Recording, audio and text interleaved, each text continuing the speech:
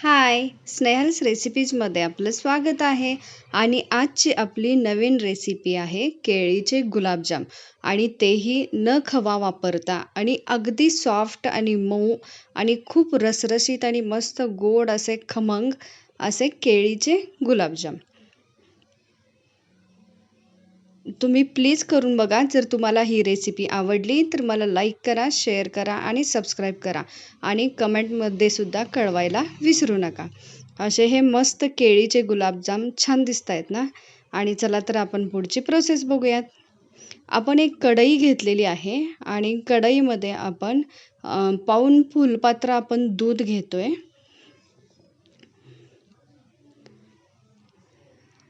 थोडंसं दूध गरम झाल्यानंतर आपण त्यामध्ये केळी सोडायच्या आहेत. आणि जर छोट्या असतील तर आपण 4 घेतलेल्या आहेत. आणि जर मोठे केळी असतील तर आपण साधारणतः 3 ते 4 चालतील. आणि व्यवस्थित शिजवायचं आहे. आता छान उकळी आलेली आहे आणि आपण आता ते झाकून ठेवलेलं आहे. आणि 5 मिनिटानं ओपन केल्यानंतर आपण केळी पूर्ण नरम झाली आहे का ते बघूयात. जर नसेल तर आणि आपण 1 ते 2 मिनटं आपण झाकून ठेवायचं आहे. टोटल 5 ते 7 मिनटं मिश्रण आपण संपूर्ण शिजवायचं आहे. व्यवस्थित केळी शिजवायच्या आहेत. आता परत 2 मिनटं आपण झाकून ठेवूयात. आता आपण एक पॅन घेऊयात किंवा तुम्ही कढईसुद्धा वापरू शकता. 2 चमचे आपण मोठे तूप घ्यायचं आहे.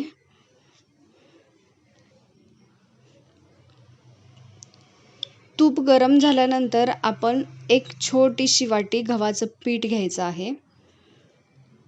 साधारणतः अर्धा पोसरची वाटी आपण पीठ घेऊ शकतो.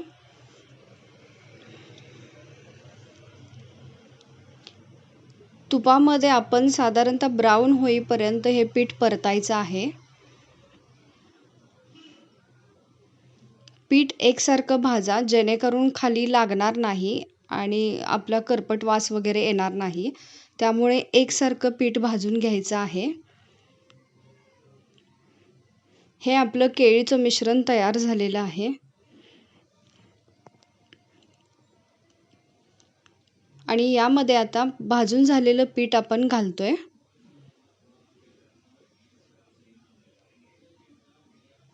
बारीक गॅसवरती हे मिश्रण ठेवायचं आहे. आणि हे घातलेलं पीठ आपण केळामध्ये आपण एकसारखं मिक्स करून घेऊयात. पूर्ण एकजीव व्हायला पाहिजे.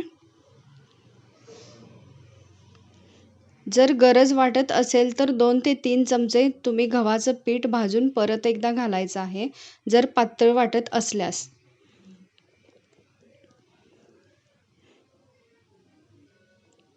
एकसारखा गोळा होईपर्यंत आपण हे पीठ परतायचं आहे.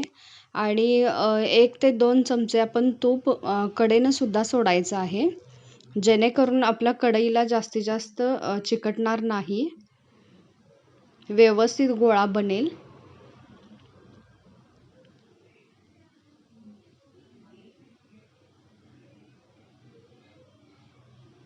हे जसं आपण परतू तसं गोळा बनत जातो याचा. आणि जर आवश्यकता असेल तर तुम्ही अजून 1-2 चमचे तूप तुम्ही वापरू शकता.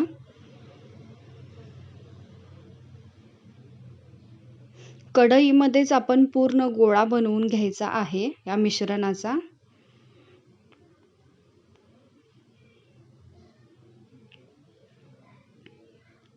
तुम्ही ही रेसिपी प्लीज करून बघा. जर तुम्हाला आवडली तर मला लाईक करा, शेअर करा आणि सबस्क्राईब करा. आणि कमेंटमध्ये सुद्धा कळवायला विसरू नका. ही एक नवीन आणि वेगळी रेसिपी आहे. आणि याला बिना खव्याची किंवा बिना पेढे वगैरे वापरता आपण मस्त. आणि महत्त्वाचं म्हणजे बिना मैद्याची ही रेसिपी आहे. त्यामुळे खायला खूप सुंदर आणि पौष्टिकसुद्धा आहे. असा आपला हा गोळा तयार झालेला आहे. हा आता एका आपण भांड्यात काढून घेऊयात.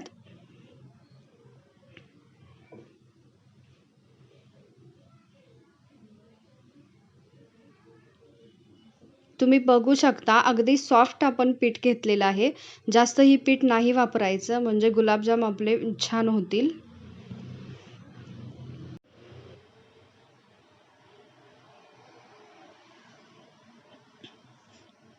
आता आपण एक छोटंसं पातेलं घेऊयात.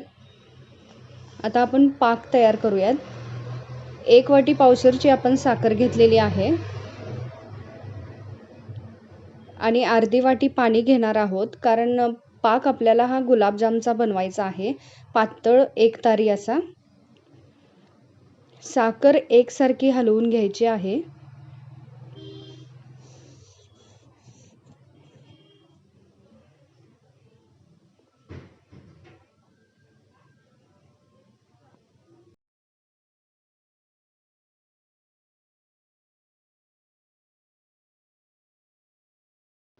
असा हा पाक आपला रेडी होतोय.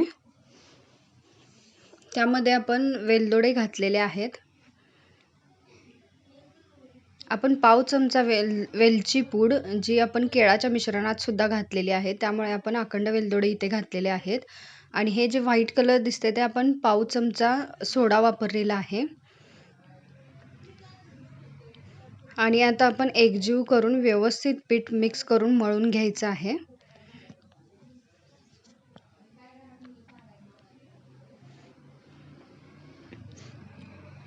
पीठ व्यवस्थित एकजीव झाल्यामुळे, मळणी व्यवस्थित झाल्यामुळे गुलाबजाम चिरडत नाहीत.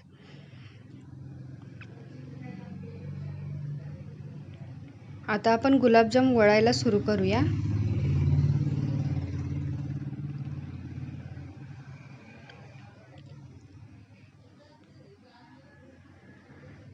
मस्त असे हे सुंदर गुलाबजाम आपले वळलेले आहेत.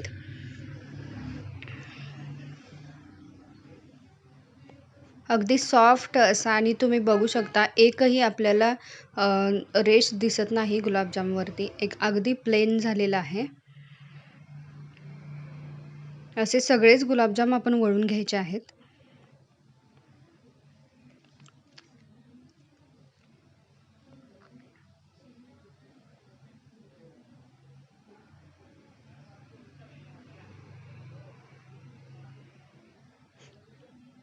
तुम्ही ही रेसिपी प्लीज करून बघा. जर तुम्हाला आवडली तर मला लाईक करा, शेअर करा आणि सबस्क्राईब करा.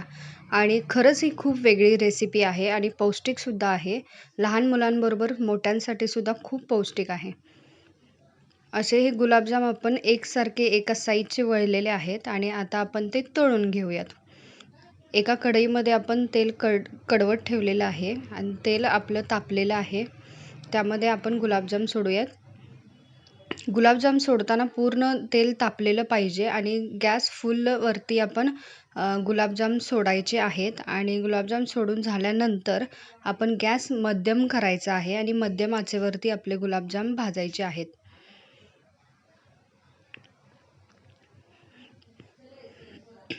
एकसारखे हलवत राहा, जेणेकरून सगळीकडनं आपला ब्राऊन कलर एकसारखा येईल.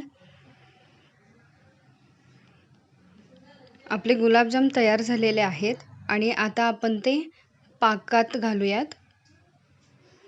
गुलाबजाम पाकात घालताना पाक थोडासा तरी कोमट पाहिजे, जेणेकरून आपले गुलाबजाम पटकन मुरतील.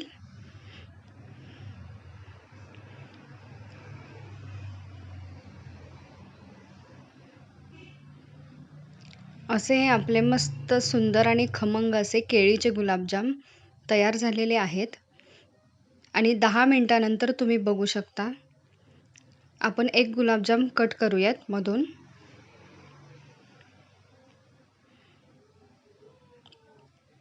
अगदी थोडासा कट करता आपला गुलाबजाम आतून मऊ आणि एकदम असा रसरशीत झालेला आहे आणि पूर्ण आतमध्ये कडेपर्यंत पाक गेलेला आहे आणि अगदी सॉफ्ट दिसतोय हा.